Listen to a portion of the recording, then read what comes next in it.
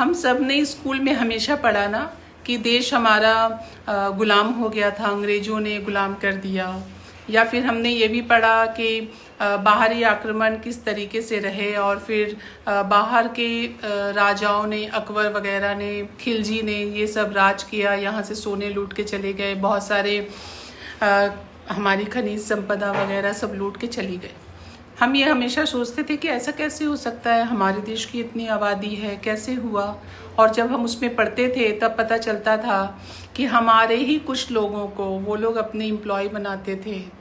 जैसे अगर अंग्रेज़ों की बात करें तो, क्योंकि जितने भी अंग्रेज़ों ने हत्याएं वगैरह की हैं, अगर आप देखेंगे सार्वजनिक, तो वो हमारे ही लोग उनके सिपाही थे। या फिर आप अगर मुग़ल काल वगैरह जब चला था तो उसमें भी आप देख सकते हैं कि हमारे ही जो छोटे छोटे राजा थे वो लोग उनके अधीन हो गए और उनके तरफ से लड़ाइयाँ लड़ी। तो जब भी लड़ाइयाँ लड़ी हैं, कोई हिंदू मुस्लिम नहीं था, लड़ाइयाँ सब लोगों ने अपनी सत्ता पाने के लिए, अपने आप को ऊंचा बनाने और ज़्यादा से ज़्यादा साम्राज्य को अपना बनाने के लिए ही लड़ाइयाँ लड़ी हैं।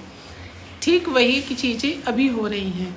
अभी देश में क्या हो रहा है कि स्कूलों को बंद किया जा रहा है। पूरे देश का ये हाल है, स्कूल बंद हो रहे हैं सभी राज्यों में। बहुत सारे स्कूल बंद हो गए और टीचर्स को इलेक्शन की ड्यूटी में लगाया जाता है। टीचर्स को बाकी अभी जो सेंसस चालू होगा, जनगणना, उसमें टीचर्स की ड्यूटी दी जाएगी ताकि शिक्षा पूरी तरीके से बर्बाद हो जाए और देश में ज़्यादा से ज़्यादा बच्चे अनपढ़ रहें।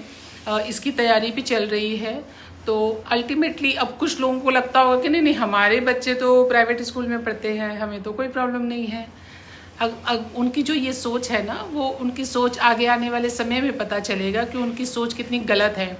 क्योंकि आगे आने वाले समय में आपके पास नौकरियां नहीं रहेंगी, क्योंकि नौकरियां तो बर्बाद किया जा रहा है, ख़त्म किया जा रहा है।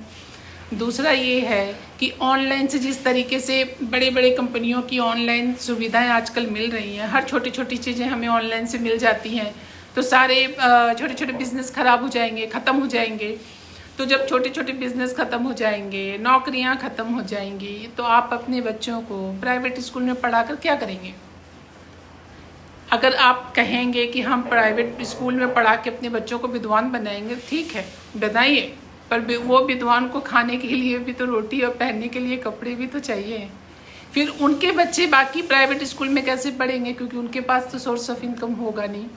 अल्टीमेटली क्या होगा, अल्टीमेटली ये जो कुछ बिजनेसमैन है ना, देश के फेमस ये कुछ बिजनेसमैन, अल्टीमेटली ये लोग बिल्कुल राजाओं वाली ज़िंदगी जिएंगे, क्योंकि सारा ऑनलाइन बिजनेस सब कुछ इनकी मोनोपोली और इनके अंडर में है।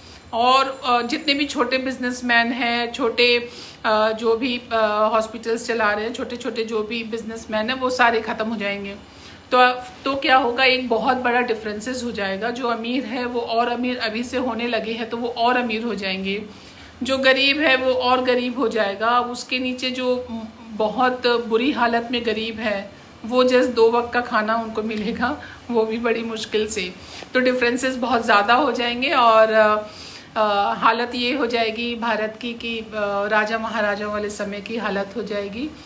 फिर एक दिन ऐसा आएगा जहाँ पे हम फिर गुलाम हो जाएंगे और दूसरे देश जो शक्तिशाली होगा वो डेफिनेटली हमारे देश पे राज करेगा। और फिर हम गुलाम हो जाएंगे और फिर हम अपने बच्चों को बताएंगे कि बेटा हमने यूनिटी नहीं बनाई, हमने सरकार के खिलाफ, सरकार की गलत नीतियों के खिलाफ आवाज़ नहीं उठाया, इसलिए हम हार गए, हम गुलाम बन गए। अगर ये आप कहने के लिए तैयार हो अपने बच्चों को, अपने पोतों को, अपने परपोतों को, जब तक आपकी ज़िंदगी रहेगी, आगे आने वाले पीढ़ी को आप अगर कहने के लिए तैयार हो, तब तो बहुत अच्छी बात है। और अगर आपको लगता है कि ये गलत है और इसका विरोध करना चाहिए, इसमें सुधार होने चाहिए, तो देश के हर उस शख्स को, चाहे वो महिला हो या पुरुष हो या किसी भी जाति धर्म के इंसान हो, उसको आज से ही देश के नीतियों पे जो गलत है, हर सरकार के खिलाफ बोलना शुरू कीजिए। ये मत सोचिए कि वो सरकार किसकी है, जो सरकार गलती करेगी उसको सुनना पड़ेगा। कब तक आप छोटी छोटी सुविधाओं को लेकर सरकार के खिलाफ बोलना बंद नहीं करेंगे? चुप कब तक रहेंगे? बोलना तो पड़ेगा ना। आज अगर आपने नहीं बोला तो कल आगे आने वाले समय में आपका बच्चा भी वही ज़िंदगी जिएगा जो आप सोच नहीं सकते, जो आप ऐसी ज़िंदगी देना नहीं चाहते। अब ये आपको डिसाइड करना है कि आपको अपने बच्चे को कैसी ज़िंदगी देनी है, ये आपके ऊपर है। इसलिए लिखा करिए, विरोध करिए, वरना सिचुएशन इतना ख़राब है देश की, अभी हमें पता नहीं चल रहा है। अचानक से ऐसा कुछ हो जाएगा और हमें पता चलेगा कि हमने बहुत देर कर दी। तो वो देर करने से पहले आवाज़ उठाइए। देश की हालत बहुत बुरी है, मेडिकल सुविधाएं नहीं मिल रही हैं, शिक्षा तो सत्यानाश बर्बाद हो ही चुका है, इनकम पे बहुत बुरा हाल है, नौकरियां नहीं है, बड़ी बड़ी कंपनियां बंद हो गई हैं। आगे आने वाला समय बहुत दुखदाई है। हर इंसान जो अपने आप को सेफ समझ रहा है ना, वो दुखी होगा, क्योंकि पेंशन भी बंद कर दिया गया है। आपका बुढ़ापे का सहारा कौन बनेगा? आवाज़ उठाइए खुद के लिए, अपने आगे आने वाली पीढ़ी के लिए, देश के लिए, वरना ऐसा ना हो कि आपके पास सिर्फ पछतावा हो जाए, पछतावा ही आपके हाथ में रहे और कुछ ना रहे। धन्यवाद।